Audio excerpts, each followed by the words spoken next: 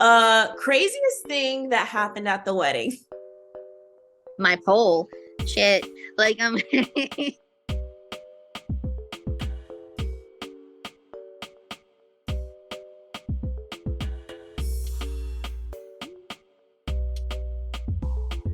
You've given hope to many women who feel they can never get married, but it takes a certain type of man to handle a public figure, let alone a hijabalicious figure. How did your husband react when he found out that you pole danced and then, are publicly on social media with those videos? Did he know this before? You have gotten some of the most disgusting comments. Someone said, hijab, all about body, not just your hair. And your responses are always perfect. Why are you obsessed with me, sir, ma'am? I'm married now. I don't want you. Someone else said, I feel bad for pole people. You said, feel bad for your dad after what I'm about to do to him. Honestly, girl, that mouth. some angry Egyptian dudes found my video and just started sharing it like crazy. And I did not understand what was going on. All of a sudden, I just started getting all these angry messages. Describe one way in which we can all be hijabalicious. So first of all, I would say that your goal should be you, not me. Period. Don't focus on trying to be liked by everybody because you don't even like everybody. I love that. Absolutely. Yeah. Salam chill fam. Well, I have a hijabalicious guest today. That's an understatement. Imagine getting to chill with a pole dancing, hijab wearing, deen following nurse and finding out she too can find love, nur, light, and nikah. Wow, mashallah, I'm so excited to introduce a woman who is often called a comedian or an influencer, or just no filter Netta. Everyone knows Netta is mentally undefeated, physically can't be beated, and emotionally never seated. Get ready for the oh so delicious hijabalicious. How are you today? Well, I've never had an intro like that. That's what we're here for. We keep it real chill, real thrill, real fun. You've beaten anybody else who's introduced me. Damn. Honestly, I mean, people who know you need no introduction, but everything that I said is true, and mentally undefeated, physically can't be beaten, and an emotionally never seated. I think when I say that, it's because we all go through different emotions, but you're someone who really does wear your heart on your sleeve, a lot like me, but you allow yourself to go through what you've gone through so much, and you allow yourself to go through it and become mentally undefeated. And it's honestly so honorable. And I literally, and then you're a nurse on top of it. So you're like a selfless person. I don't know how you do it, but jazzakAllah Khair for even being here, girl, because you just got married. Yeah. She's a whole newlywed out here. But I think a lot of people do want to know the background, how you got started. I think there's so many questions, as you see in your thousands of comments, people always questioning your inspiration and the fact that you keep going. I'm definitely not the first hijabi pole dancer. And here's the thing. A lot of the people in the US don't know that there's a whole professional pole dancers in Egypt, in Oman. And that's how I got in touch with a lot of them, was when I first started my journey.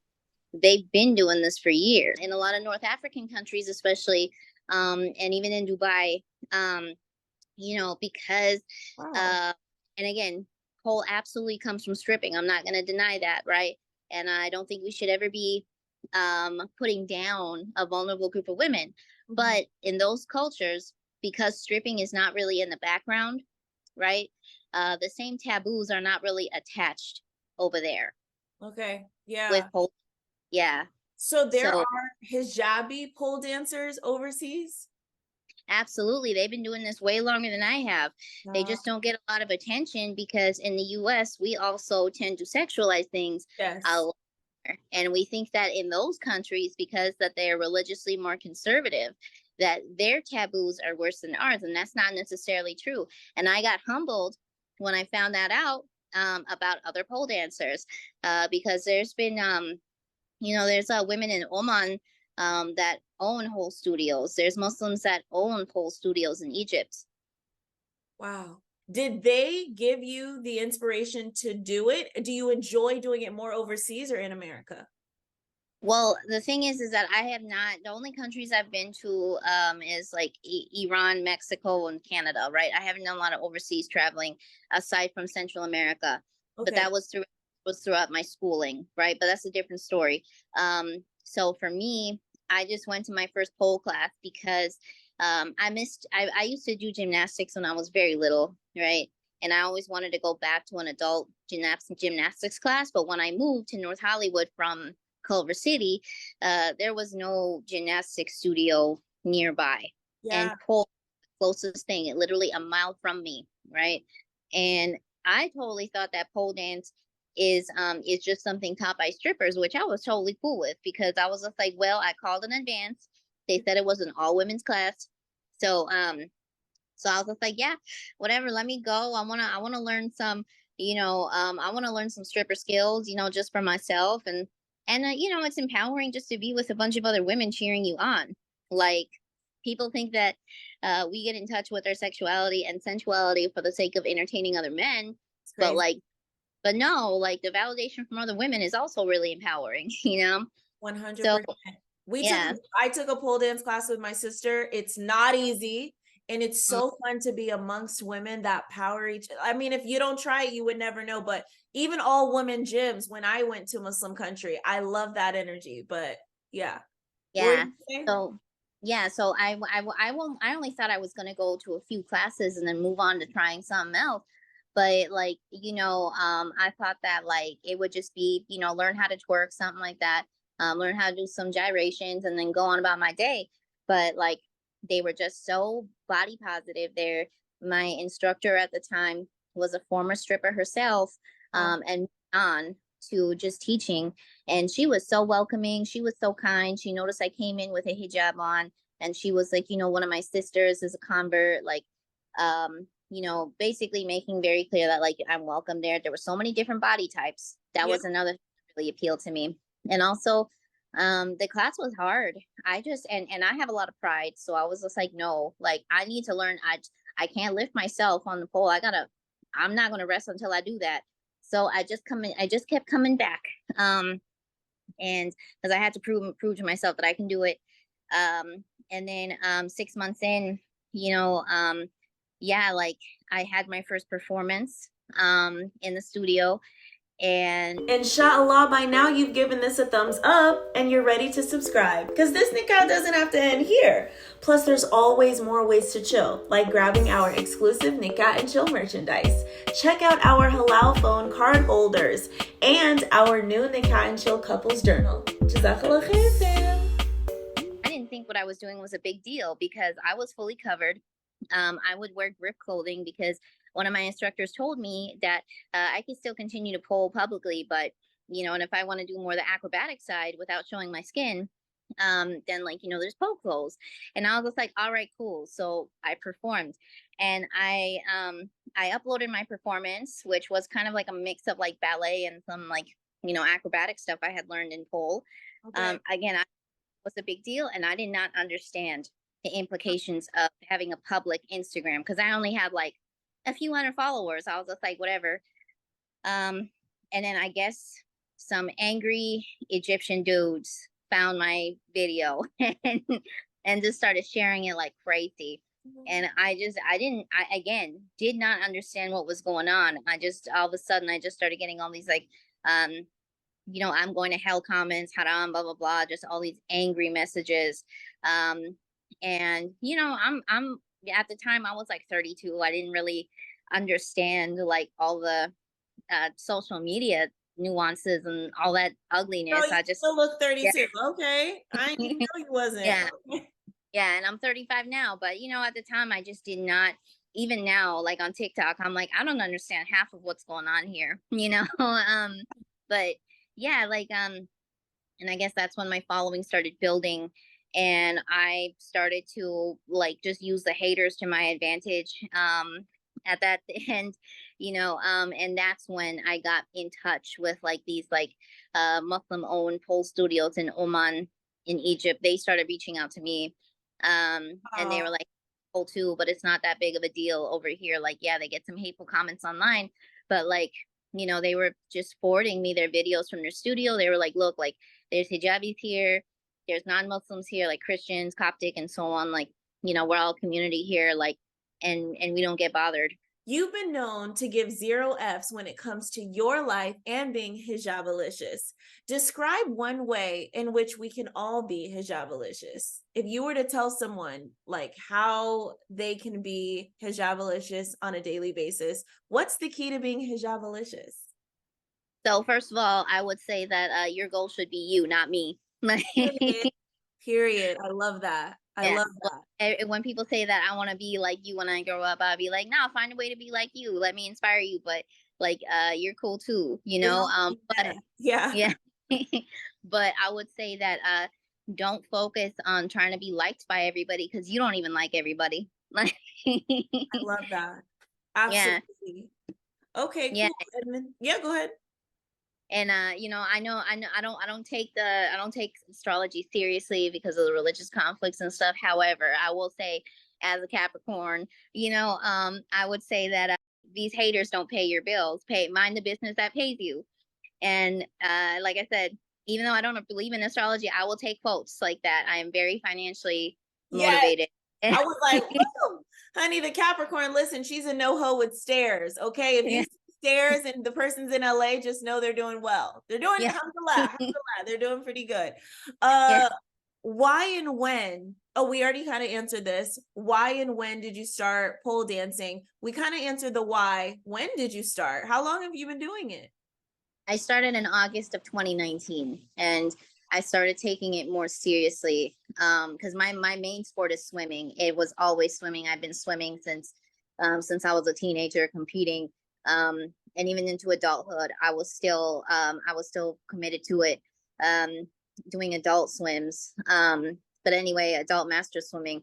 So then pandemic happened, and basically, like, I was really motivated in pole, and I didn't want to keep, renting space for pole. I was just like, let me just get a pole at home. And I got my home pole. And literally 2 weeks later is when lockdown happened. I didn't even know that it was going to happen. I just got very lucky that I got my pole when I did. Basically, it's portable. It's very stable. So I got that for my house. And, once lockdown happened, swimming was not an option. So pole got upgraded from side piece to main piece, right? And, I was working as a nurse practitioner. I was dealing with all the COVID stuff, doing testing every day, blah, blah, blah. Like, the calls and, just dealing with the chaos of pandemic. So, so I dove in to pole. I was doing FaceTime classes with my instructors because what else was I going to do? And whatever brand, it was not intentional. I was just doing my thing, and people followed. I'm like, all right, if you want to join for my journey, but I wasn't trying to grab an audience. For me, it's not about investing time into the social media thing. For me, it's like, I just like working out, and I like pushing myself, and I could be diving right into just doing regular flexibility, regular pole, and so on. But my job is draining. Girl, I literally can't imagine. Of course, it's not easy to be a public figure already. It's not easy to be a woman public figure. It's not easy to be a woman hijabi public figure. Now you want to add hijabalicious pole dancing public figure. You have gotten some of the most disgusting comments. One that I almost went off on is there was one here. Someone said, hijab all about body, not just your hair. And your responses are always perfect. Why are you obsessed with me, sir, ma'am? I'm married now. I don't want you. And your responses are always so perfect. Someone else said, tight clothes aren't hijab. You said, those are not tight clothes, just a fat ass. Okay. Someone else said, I feel bad for pole people. You said, feel bad for your dad after what I'm about to do to him. Honestly, girl, that mouth, it's hilarious. And I think that's why people keep coming back. But honestly, the confidence is just so admirable. Do you have a memory of one of the worst comments that you've ever seen, or how do you deal with it in general? Let's see. I would say that if you're coming to me in bad faith, I'm not going to deal with you in good faith. That's it. I'm You've not always going, been like that, or did you have to build that? I mean, that this probably sounds bad, but it's just like, I feel like, I mean, part of my story is that like, I mean, one of the reasons I dove into pole like I did was because it pushed me outside of my comfort zone, and it was what I needed to get through cutting contact with my abusive parents, right? And I feel like it for me, if you were rejected, by the people that are supposed to be closest to you, if basically there is nothing anyone can say to me that it's going to be worse than what my parents ever told me, and perhaps that has numbed something in me. Where like people could say all this shit to me, and it's just like um I had and it doesn't phase me. Of course I get worked up in a minute, right? It's not like they say stuff and I'm totally like numb, right? But it's very easy for me not to internalize it, right? So and I just think that like what they say is not that creative. Like I said, part of it is age, right? Because like if they said this to me when I was like 22, I probably would be reacting very differently, Mhm. because at 22, early 20s, you don't have, you're not supposed to have your sense of self totally developed. Those are your developmental years, Yeah, right? yeah. For me, it's not just my parents. For me, it's like I have dealt with workplace harassment. I have dealt with hostile patients. Um, I've dealt with a lot of hostility that is way outside of like online and worse than what anyone can say about my body, my Yeah. hijab. Um, um, so like if you're gonna test me, my goal is not to try to talk you out of how you feel, because I know in the back of my head that like I'm not going to explain to you why you're wrong, because I already know that I already know what you're saying is not true, you Yeah. know Yeah. so Have you my so yeah. huh Have you ever contemplated removing hijab because of the stigma of, oh, you can't be because of the way you look, and what is the expectations of what a hijabi is? No, I never thought about removing it for that reason. Never. Okay. Okay. Because part of it is that again, um when and my parents are Muslim, but they grew up with a lot of paradoxical beliefs, Okay. right? And when I started wearing it when I was 21, they did not like it. My mom fought with me about it forever until she finally gave in, right? um so I think that like the reason I never was thought about removing it, because the way I see it is that like if I take it off, I'm giving these people power over my decisions. And again, I have too much pride. I'm just like, hell no. Who the hell are you to have any influence over what I do? You know? And if they weren't in the picture, would that had made a difference? Do you think you'd live differently if you weren't in the public? So now you have to maybe prove a point a bit, but if they weren't in the picture, do you think there would be any sort of difference in your emotions? No, because the reason is that it already was very hard for me to put my hijab on, right? I had Okay. to fight to put it on. Yeah. You know, that I lived with my parents. I lived with my mom, who was hostile, right? Mhm. Um, and she has talked me out of decisions for a very long time. I grew up with intimidation, disrespect, guilt trips, all the psychological manipulation you could think of, right? I grew up with that. And what that caused in me was that like once I make a decision, that's it. You're not going to talk me out of it unless I see that I was wrong in that. And I don't believe I'm wrong for Yeah. having decided to wear hijab. So, for And me, huh? yeah. Well, your parents are not Muslim? They are Muslim, Okay. but that like my parents were born and raised in Iran, right? So it's just like you have a lot of Muslims there that come to the US, and because the regime still uses Islam to oppress people and Yeah. kill people, right? Absolutely. Yeah. um So there's those complications with that, right? It's loaded. I'm very anti-regime. I make that very clear on my profile. But with Yeah. that said, Yeah. they came to the US, and this is outside of them being emotionally abusive, right? Because um they're because, like, just religion and politics and everything was very complicated over there. It created a lot of very complicated feelings. So they would be strict in certain areas and then not so strict in others, Mm, right? mm. So the areas where they were strict in, I still struggle with, right? It's hard for me to read Quran consistently because they often used it as a punishment in some way, Yep. right? Yep. Hmm. But they were not strict about praying outside. They were not strict about um they were the type that would say, like, oh, we're out, you don't have to pray, right? When I Hmm. started learning about Islam more on my own later, now it's like I'm very, like, nope, if unless there's an emergency, I gotta pray, because I taught that to myself. And same thing with hijab, right?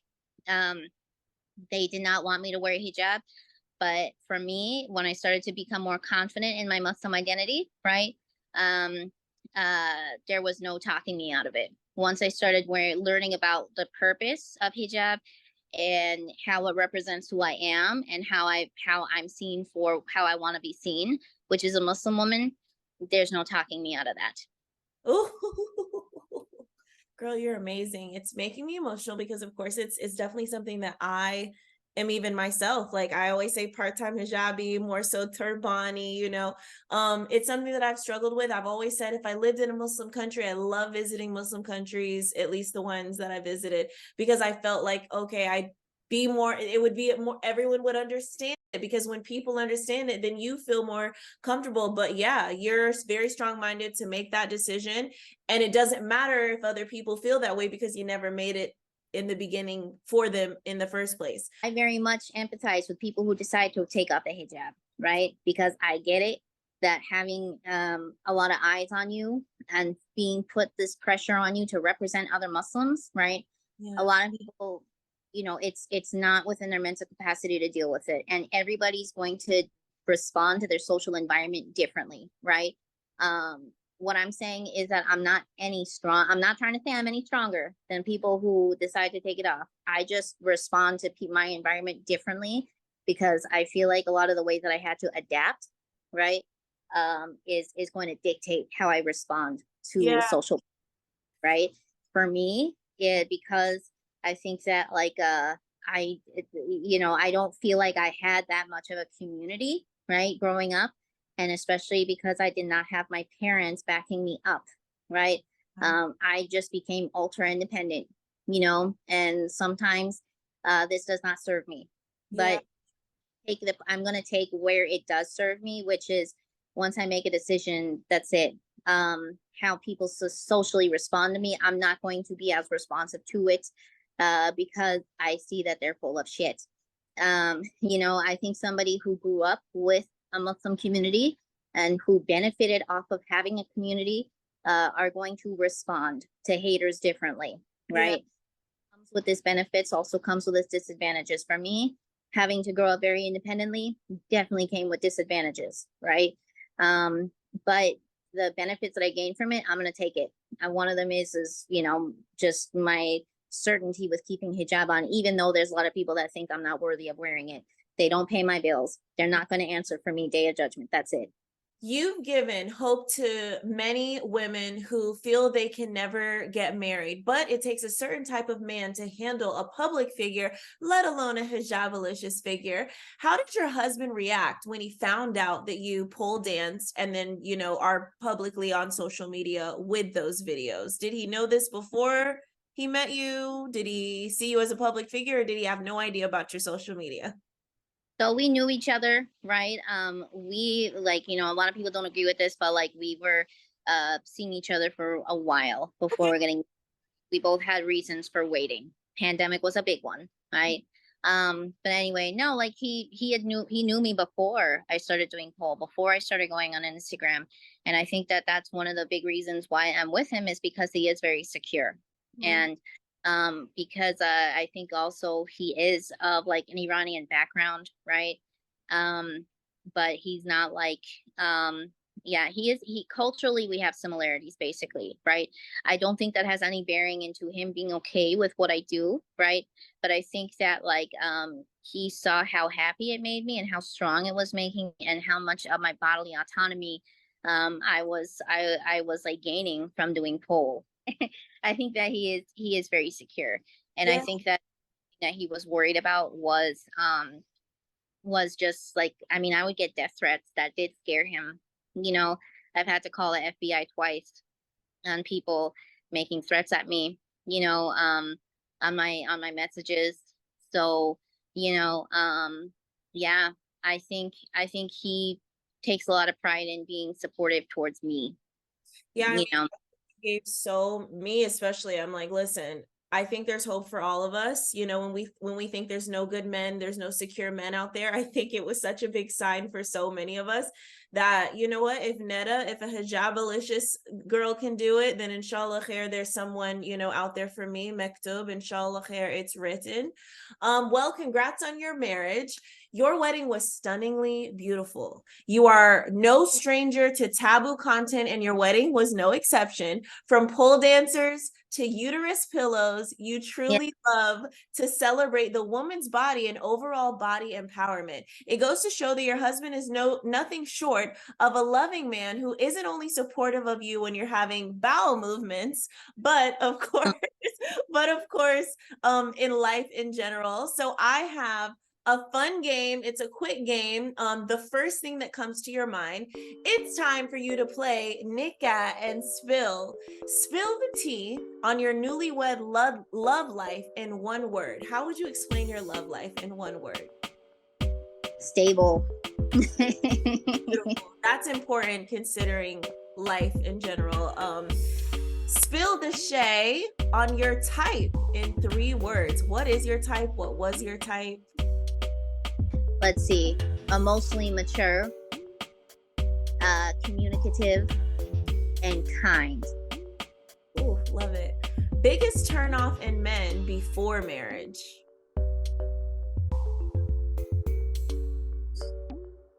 Or in general.